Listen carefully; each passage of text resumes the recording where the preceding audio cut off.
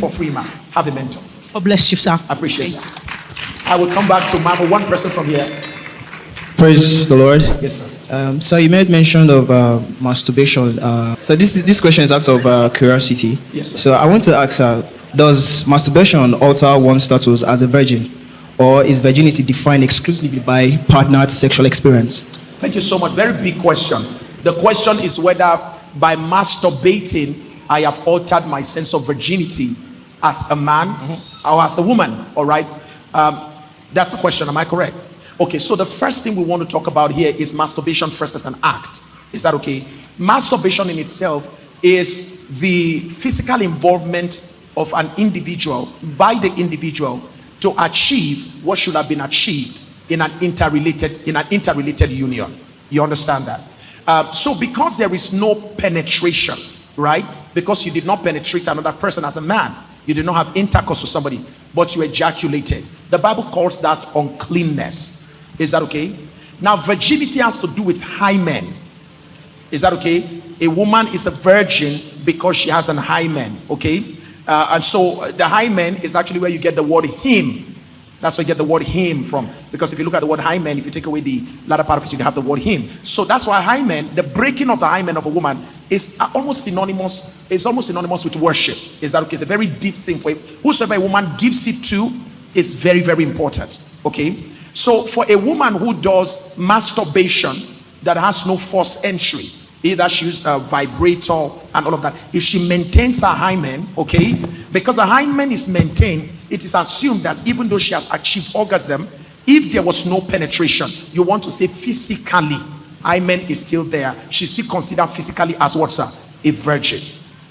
Okay, but once there's a penetration, the breaking of the hymen has taken place, you cannot consider such a person to be physically a virgin. All right, but you see, the physical virginity is not really the real thing. As wonderful as that is, we need to make sure that we still value virginity. All right, uncleanness is worse than being this virgin. The Bible calls masturbation, even though it's not there in scripture, the Bible calls masturbation uncleanness. And if pastors are not bold enough to tell you, I will tell you. Romans chapter 1 talks about those who practice uncleanness with themselves by themselves. So the Bible already captures the possibility of human beings finding pleasure in themselves by themselves. It's uncleanness. The book of Galatians calls it also uncleanness, which is you finding sexual pleasure by fondling yourself outside of the context of marriage. Does that make sense to you, sir? So for a single who is not married, it is not what you are expected to do. The issue with married couples is that once you are married, within the confines of marriage, against anything you do, there is no law. That is why you need to move into marriage. You understand that? But here's what I want to tell you. In marriage, don't get into masturbation, pornography, because it will get you to a state where eventually you begin to find the kind of pleasure that your partner can give you. So you eventually find out that you are beginning to find more pleasure in masturbating, in using sex toys and vibrators, right, to achieve orgasm or to have ejaculation, like what is going on in China now, where you can walk into a store and pick up a woman and you take her home. Yes, she's an AI lady. So anytime you are coming home, hi Sam, welcome home. You've not given me a hug today. And she has everything that a woman has. Everything. They've created that, factored that into her. Hey Sam, I miss you. You've not had sex with me today. Right? So sir, when you start sleeping with Anna like that, Anna the toy, you know.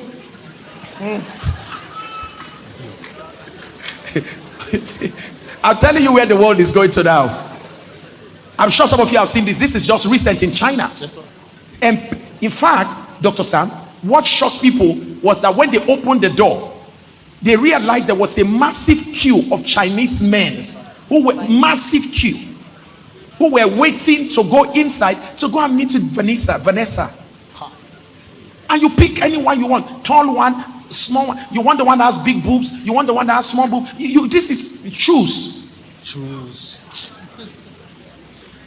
Can you see where we have gone to? It started with what's that? Masturbation. Then from masturbation, sir, why are you the one doing it by yourself? Let's create something you can use to do it. Then we started with what you start using to do it. Can we do something that will make you do it faster? Can we now give you something that will make you do it better? Can you see where we're evolving to now? Sorry, instead of using all these things to do them, do it. Can we now create people? Can we create a woman? Can we create a man? You will choose the size you want. That's where we have gotten to, sir. And where they are moving to now is such that in synthetic intelligence, not just artificial intelligence, where they are moving into, which is the next frontier, not just artificial intelligence, but synthetic intelligence, you're going to be having intercourse with a created being, and the person will give you, the image will give you greater pleasure than a normal woman. Yes, that's where they are moving to now. So when you get used to that, sir, how are you going to find pleasure in a woman? Because don't forget that things have been factored into this machine. I don't want to go into all that with you, but let me give you an example. Certain things that have been factored into this artificial intelligence, these machines that they've created now as women, is that all the issue of griefs. For instance, you're a married man, you're going to your wife, sometimes because woman has given birth and all kinds of issues, you have issues of grief. All of that has been factored into it. Everything that can stimulate you, take you to the height of sexual pleasure, have been factored into these machines, because they were made to make up for the weakness in women. So they listen to the complaints of men to say, okay, what are the common challenges you have with women? So they fix that in these toys. So very soon there'll be no money for marriage. So when the Bible says the days are coming when 7 women will take hold of one man and say, marry me, you didn't know how that will happen, but when God speaks, you better honor him. That's where we are moving to now, where there is no need to have a woman when I already have a correct one. Charmaine. So masturbation, sir, alters your brain working and has a way of ultimately affecting your marital space. Is that okay? Thank you so much. Thank you very much, Papa. Thank you, sir. Let me talk to the mama first. Thank you, sir. Reverend, my question is just as a result of what you said about women being a problem to women. My question is, what advice do you have for women who are in a leadership position who feel threatened by others? Oftentimes is the upcoming staff. Say you're in a manager or an executive and you have a smart younger staff. So what advice would you have for people who are in such position to be able to work together and carry each other along? Because Papa, like you said, it's big time. You know, I myself, I go through that a lot. I have to always work harder to prove myself that, hey, I am willing and I'm humble enough to work. So how do we overcome that? Even more so in church. Yes. Thank you, sir. I think the first thing I want to say to women, you are better off helping each other. Please, ma, you are better off helping another woman. You know why? If you help another woman up, you are not just helping a woman, you are helping a family.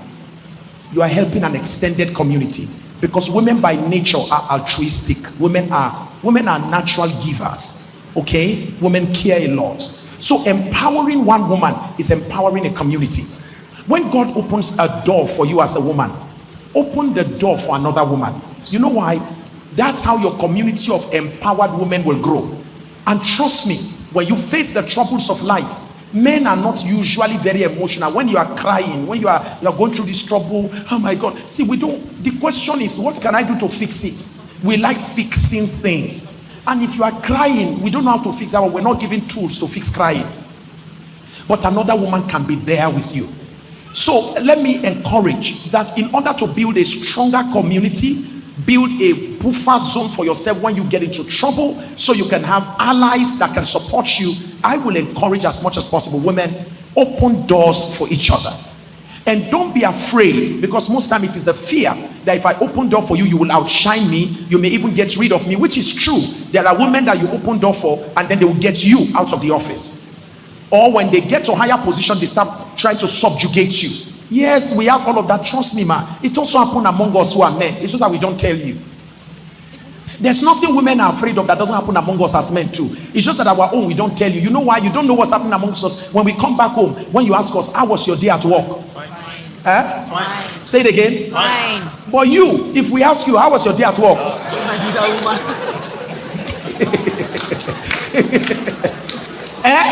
You even asked me. It was in the morning, no? When I got to the office. My God.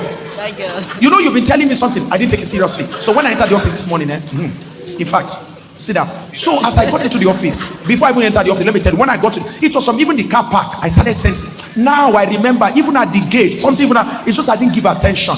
And the man is like, Jesus, why? Who sent me? So if you notice, men have developed new skills when they want to talk to you when you are back from home. Welcome back. Welcome back. I can see that you had a great day. No, I can tell you, I see that you had a very wonderful day and all of that. Because again, he knows that how was your day is trouble. So my encouragement to the women is that, look, what you don't know is that what happens, saboteurs, we sabotage ourselves. Everything that happens with you women, our own is even worse. Let me tell you, what you women can't do, we do. Women, the most you can do is to get angry, you fight each other. Do you know our own involves killing? We pay each other, we pay people to kill who we don't like.